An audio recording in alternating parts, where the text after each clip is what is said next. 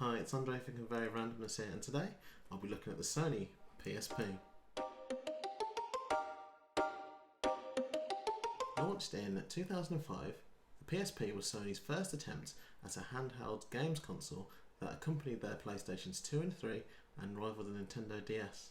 Sony opted to use their own Universal Media Discs, or UMDs, which could hold up to 1.8 gigabytes of data as a storage medium for holding music, games, photos, and movies.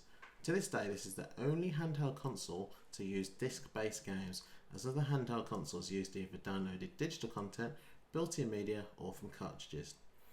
The UMDs were discontinued along with the PSP, as Sony decided to focus on continuing to provide content on flash-based media like they did in the PS Vita. For gamers like myself, who are familiar with the layout of Sony's consoles and their controllers, the PSP brought much of the same buttons and menu layouts as the PlayStation 2, so the transition for anyone who had both was almost seamless. The PSP housed a 4.3-inch LCD screen powered by an 1800 mAh battery. It had 32 megabytes of RAM, stereo speakers, USB port, it was Wi-Fi compatible, and had 32 megabytes of internal storage, which was expandable via memory stick duo flash card.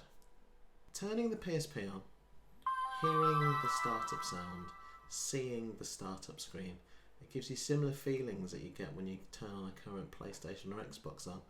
The menu, so simple, but you can see where the current PlayStation menu took its inspiration from. If it ain't broke, don't fix it.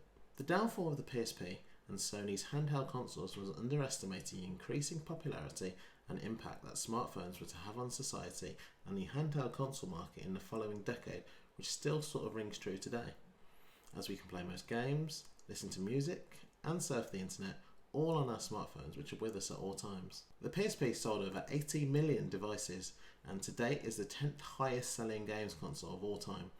In 2014, it was discontinued and replaced by its successor, the PS Vita. At the time of its release, the PSP was more powerful than any of its rivals, from its fast action games, full-featured movies, and the ability to listen to music and display photos. The only contender in the market today is the Nintendo Switch, which is doing a great job trying to wrestle back the handheld console market from the smart devices. It has found an effective way to combine handheld gaming with home console gaming, thus being able to target audiences in both mobile and home markets. For me, one of the main differences between Sony and Nintendo marketing was that Sony were driven to create more impressive looking games that challenge the hardcore user through graphics based gameplay, while Nintendo opt for more family friendly games aimed at an audience who are more casual gamers.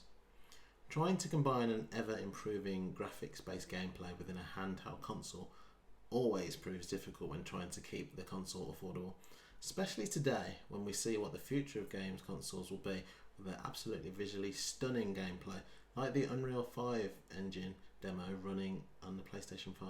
Playing on this PSP today, it's easy to suggest that the PS2-like graphics are somewhat outdated in a market that demands movie-like graphics for all games on its next-gen consoles, or family fun games like in the Nintendo method. Its reliance on its own UMDs and flashcards made it limited, where a better solution would have been to use universally compatible options such as SD cards. At the time, the PlayStation Portable was a pioneer in the handheld console field, but it's only now, looking back, can we see how limited this handheld console was. But that's only by comparing it to today's gaming standards. With the PlayStation Store, software updates, and the PSP's availability long gone, you could play this for the nostalgia as a low-cost option for someone who enjoys playing vintage games or something to pick up on those long summer days in the sun. Its availability now is confined to the second-hand marketplace with dealers such as eBay, unless you're like me and have had it hidden away in the loft for years inside a Game Boy Advance case. If you enjoyed this video, please like and subscribe, and while you're at it, press the bell icon to get notified every time I release a new video. That's all from me today. I'll see you on the next one. Bye!